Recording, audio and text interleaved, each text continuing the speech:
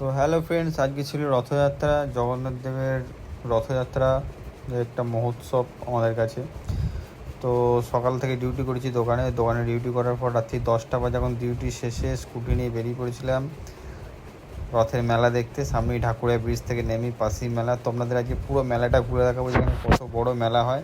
সামান্য একটা ব্রিজের নিচে এত বড় মেলা হয় রাস্তার মধ্যে, কলকাতার মেন রাস্তার বাঁদিকে, ঢাকুরিয়া ব্রিজের বাঁদিকে অনেক বড় মেলা হয়, কোনো মাঠ নয়, পুরো একদম ব্রিজের নিচে। তো মেলাটা দেখলে এখন কেউ বলবে না হয়তো যে রাত 11টা বাজছে, যেহেতু কলকাতা আছে এখন 12টা 1টা 1:30 পর্যন্ত মেলা থাকে।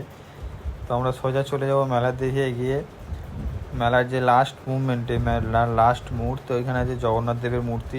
ওখানে জগন্নাথ দেবের মূর্তিতে পুজো হচ্ছে ওখানে, ঠিক আছে। এখানে সামনে দেখুন আইসক্রিমের এখানে স্টল, ফুচকার স্টল, অনেক কিছু স্টল বসেছে।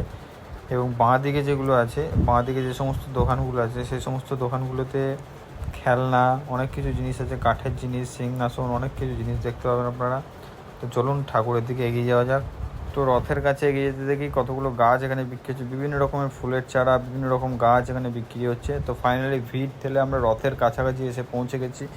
এই যে দেখছেন জগন্নাথ দেবের রথ, এখানে জগন্নাথ দেব বসেছেন, এখানে পুজো হচ্ছে রথের। রথ টেনে এনে এখানে একটা নির্দিষ্ট জায়গায় দাঁড়া করানো হয়েছে এবং বহু মানুষের ভিড় আছে এই রথের মধ্যে। জগন্নাথ দেবের যে পুজো হয়েছে ওখান থেকে পুষ্প সংগ্রহ করছে অনেকে, কেউ প্রসাদ, কেউ চান জলের জন্য হাত পাচ্ছে, এখানে দেখতেই পাচ্ছেন। তো ফাইনালি পুরো মেলা আমরা ঘুরে নিয়েছি এবং ঠাকুরও দর্শন হয়ে গেছে ভিড়ের মধ্যে। এই যে দেখতে পাচ্ছেন একদম পুরো মন্দিরের সামনে কত মানুষ এখানে ভিডিও করছে, ক্যামেরা করছে। এই যে দেখতে পাচ্ছেন আমরা রথের একদম পুরো মেন রথের সামনে দাঁড়িয়ে আছি। তো রাস্তায় আস্তে আস্তে দেখা হয়ে গেল, এই যে দেখতে পাচ্ছেন বোবাই দিয়া ছোটনদার সাথে, ঠিক আছে। আমাদের দোকানের সামনেই দোকান আছে।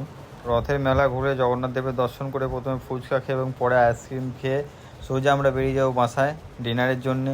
ডিনার করে রাত্রেবেলা আবার শোয়া আছে, তারপরে আবার সকালবেলা উঠে ডিউটি। তো দেখা হচ্ছে নতুন একটা ইন্টারেস্টিং ব্লগ ভিডিও নিয়ে।